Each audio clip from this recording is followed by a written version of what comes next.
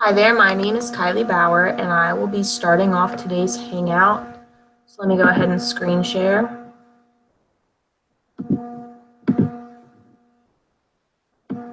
Can you see that? Yeah. Okay, so this is Kathy Schrock's Guide to Tools, and my first one is Tech Gadgets for Classroom Use.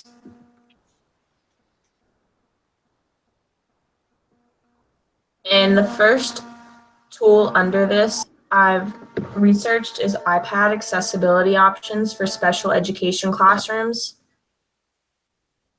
The Who it was created by Apple because this is on iOS tools such as iPhones and iPads. And then the article that discusses this tool was written by Jonathan Wiley. More information can be located about the computers. Apple has a support tab on their website where information can be found about their products and the company. And then Jonathan Wiley has a profile on HubPage. And then just a little background about Jonathan Wiley. He's a certified teacher who taught in the UK and the US. He now works as an instructional technology consultant for Grantwood AEA. The creator says the purpose of this tool is that Apple has always made an attempt to make their mobile devices accessible to all users through a variety of built-in software options. Over time, these have grown to include a lot of useful features for those with a variety of disabilities. And what makes this tool easy to use is that everything can be accessed right from the settings application on an Apple product that has iOS. The possibilities that I see are that Apple has made their product more versatile, which allows those with certain learning disabilities to be able to use it with ease as an aid to their disability. It does not say when the tool was created, but it was most recently updated February 2017.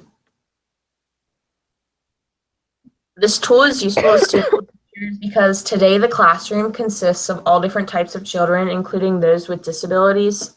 In classrooms where teachers use iPads, those children who need the assistance will have it at their fingertips.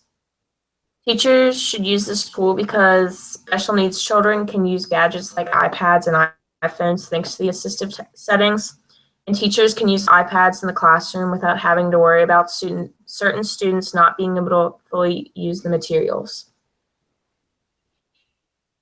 3 reasons why this tool should be used are special needs students can complete activities that those individuals in the regular classroom are completing. Those who have learning disabilities can use iPads as an alternative learning tool in the classroom for things such as reading assignments and much more. And this provides a new and versatile learning style that all students can use whether they need the assistance or not. And my reference page. And my next tool under gadgets is Android for Schools. Toontastic 3D create animated videos on Android devices. This is created by Google. More information can be located about the creators on the website that says about the creators are future authors, directors, musicians, inventors, and anyone else who wants to turn their brilliant ideas into 3D cartoons. The creator says the purpose of the tool is that with Toontastic 3D, you can draw, animate, and narrate swashbuckling adventures, breaking news stories, science reports, and all your other wacky ideas. What makes this tool easy to use is that there are 4 steps in the creating process, and the process is merely expressing one's creative side. The possibilities I see are that this could spark student interest because they can design characters, plot, music, and more to make their project. It does not say when the tool was created, however, it was most recently updated on February 22nd, 2017. This tool is useful to students and teachers because students could make videos on Toontastic for a variety of purposes. They could use it to create a book trailer, video, to tell a personal story, or to bring a historical event to animated life. A teacher should use this tool because it can be used as an alternative for students to present information for projects or assignments that it could work with. 3 reasons why this tool should be used are that having a phone tablet app is convenient to work from. Children are able to express their creativity, and also they may find something like this exciting and fun, causing them to be more engaged in the assignment. My reference page. And my next gadget is using primary source material in the classroom. And the first tool under this is National Archives. This tool was created by the United States National Archives and Records Administration. More information can be located through the Contact Us link. And then there's also multiple Connect with Us links that go to their various social media pages. The creator says the purpose of this tool is that the National Archives and Records Administration, or the NARA, is the nation's record keeper of all documents and materials created in the course of the conducted by the United States federal government. Only 1 to 3% are so important for legal or historical reasons that they are kept by us forever. What makes this tool easy to use is that students simply search the information that they are looking for in the search box, and then they browse through the categories relevant to their topics. The possibilities I see are that when searching on Google, it can be difficult to distinguish between what is and is not a primary source. Everything on this site, however, is a primary source. It does not say when it was created, however, it was last updated on March 6, 2017. This tool is useful to students and teachers because students are able to have access a great number of primary resources that the museum has preserved and published to their website. Teachers should use this tool because teachers should encourage the use of this database because students are guaranteed to find primary sources, which can be beneficial to research projects. And then 3 reasons why this tool should be used are that all of the information from this website is from the National Archives Museum. It is easy to be used, and accessing the website is free to everyone. And my reference page. My next tool is called the World Digital Library. Who created this tool was a small team within Adobe that knows how hard it is to create a visual content and stand out on social media. And we want to help everyone from the smallest of businesses to bloggers and social media marketers to a new generation of students communicate their ideas with impact, regardless of design experience or budget. So how can more information be located about the creators? There's a blog that can be found from the main screen tab. The creator says the purpose of this tool is that the World Digital Library, or the WDL, is a project of the U.S. Library of Congress, carried out with the support of the United Nations Educational, Cultural, and Scientific Organization, and in cooperation with libraries, museums, and educational institutions and international organizations from around the world.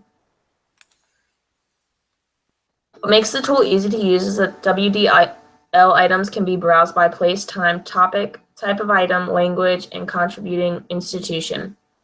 The search feature can be used to search all of the metadata and descriptions in the full text printed books on the site.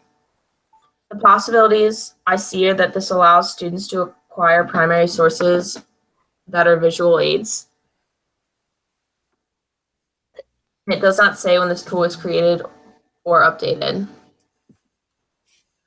This tool is useful to students and teachers because the WDL makes it possible to discover, study, and enjoy cultural treasures and significant historical documents on one site in a variety of ways. Content on the WDL includes books, manuscripts, maps, newspapers, journals, prints, and photographs, sound recordings, and films. Teachers should use this tool because they can gather visual aids to present students when teaching lessons.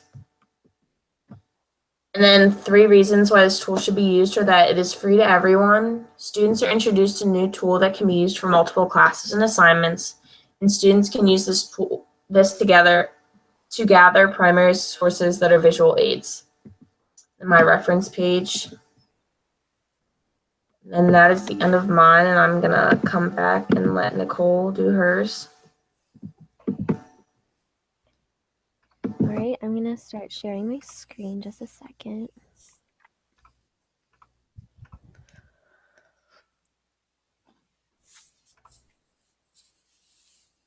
Okay. Um, just give me 1 second. Can you still see this? Mm-hmm. Cool. All right. My first was from an online tool and Web 2.0 application. So, a little background knowledge of these tools. Digital materials can support classroom learning topics and introduce different teaching methods for each student's unique learning needs. And Web 2.0 tools are online software programs that allow users to teach curriculum content, store data, create videos, edit photos, collaborate with other students, and so much more. These programs are often free and are used by teachers, students, and sometimes parents, both in and outside of the classroom. A tool I decided to look at is called ToonDo. ToonDo, ToonDo was created by a company called Jambav, which is a fun site for kids. This is a comic creating tool. More information can be found about the creator through the About Us page linked to the bottom of the home screen. This tool was created in 2012 and it has not been recently updated. The creator says that the purpose of this tool is that ToonDo was the happy result of brainstorming session that was aimed at creating a new way of expression for those who do not have the talent to draw. What makes this tool easy to use is that students can design their own character who comes with multiple different emotional and physical poses through the software. Students can drag and drop provided images through the tool, and students can type their own words onto the pictures that are provided by the software. And the possibilities that I see are that students can use this website or this online tool to create stories or recreate historical events they learned about in their classrooms. This tool is useful for students and teachers because students can use this tool for creative class assignments. Students can publish their work onto the website for others to view. And it is safe free 15-day trial, so it's perfect for a one-time use. Because teachers can promote creators who may struggle with finding success in design and illustration requirements. And 3 reasons why a tool should be used is because it allows to tell stories in a more creative format. It gives the students assignments, and teachers can give their range with no strict requirements compared to formal assignments. Next is from the digital storytelling category.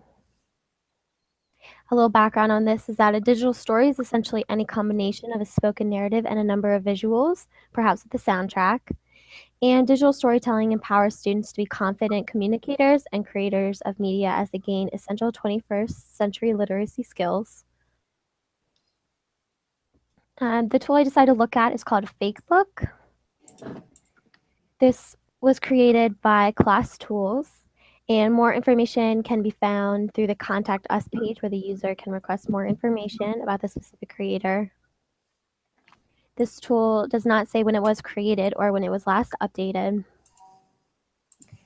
The creator said that the purpose of this tool is to use chart the plot of a book, the development of a character, a series of the debates and relationships between people, and so on. To use is that the tool is exactly like the social media platform that we are familiar with and that students are used to. It also comes with text in the spaces to fill information that tells the students what information should be placed in each section, such as the birthday of a person, a photo, and other important life events. And the possibilities I see with this are that students can use this as a tool to tell the life of a person through proper narration. This tool is useful for students and teachers because students can add each other on the social media and follow all the stories that the students are creating. This is an form which brings creativity to the classroom to students to think in a true narrative type of way. And this engagement they are already familiar with. So it's using social media in order to tell a story which school-aged children are familiar with in this generation. And a teacher should use this tool because it gives the students a new format against the traditional storytelling that they're used to through books or writing their own on paper pencil formats. And here are my references. All right, so I'm going to come back so Abby can start sharing hers.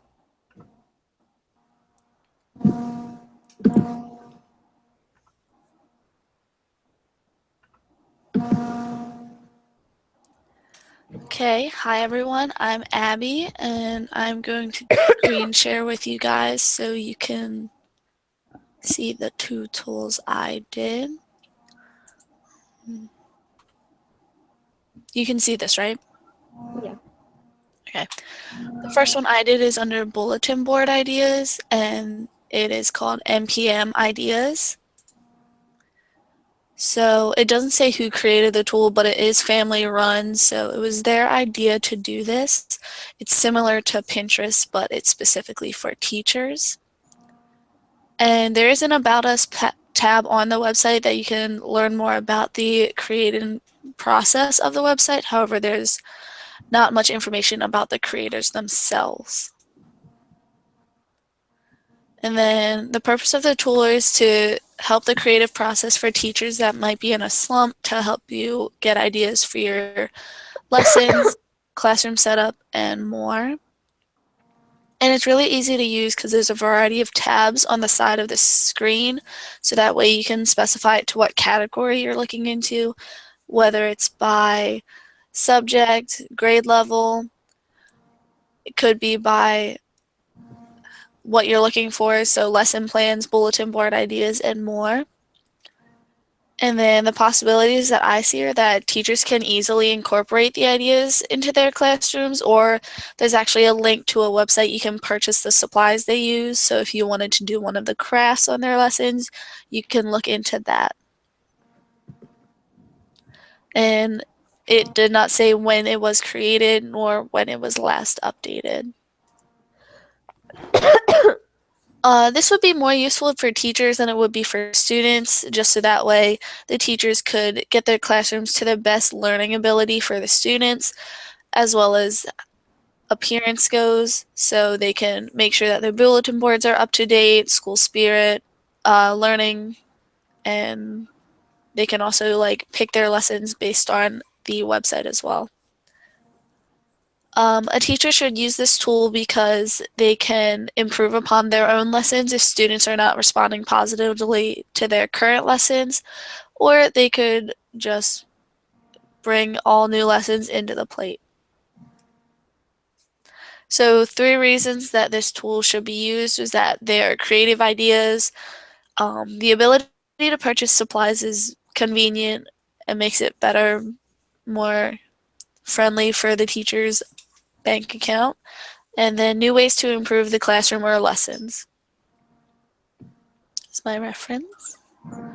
And then my next app is called Bloom and Apps, and it's supported by actually Android and iOS, as well as Google and Web 2.0. So Catherine Schrock put together a page inspired by Bloom's taxonomy for applications on mobile devices that can be used to support Bloom's taxonomy. And there is not any more information about the creators, but you can look on her website itself to learn more about her, just not specifically about this page. And then the purpose of the tool is to gather all of the apps that support Bloom's taxonomy in one location. What makes it easy to use is that everything is in one location and is pre-sectioned by those categories: creating, evaluating, analyzing, applying, understanding, and remembering. The possibilities are that teachers and students both have easy access to these apps since they are mobile devices, and it's also supported by multiple platforms no matter what the person has. The tool was created in March 5th, 2011, and it was last updated in January 16th, 2017. She keeps it up to date because there are always new applications being brought to the technology world. And this would be useful for teachers and students because they all have mobile access to the applications, no matter what platform there are, and it makes it easy for anyone to get a hold of the program that they need for the lesson. A teacher should use this tool because it's a great way for students to get involved. And since students use technology so often, it would be good that they have access to apps that will be beneficial to them educationally. 3 reasons why the tool should be used is that there are different platforms given: iOS, Android, like I said, as well as Google and Web 2.0. They are pre-sectioned based on the categories of Bloom's taxonomy. And there's a variety of different apps within each section to vary lesson planning, so you can see which apps overlap to Android and iOS, so you make sure everyone has access to it. Here's my reference. I'm gonna come back.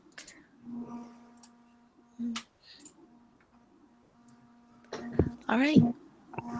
Okay, thank you everybody for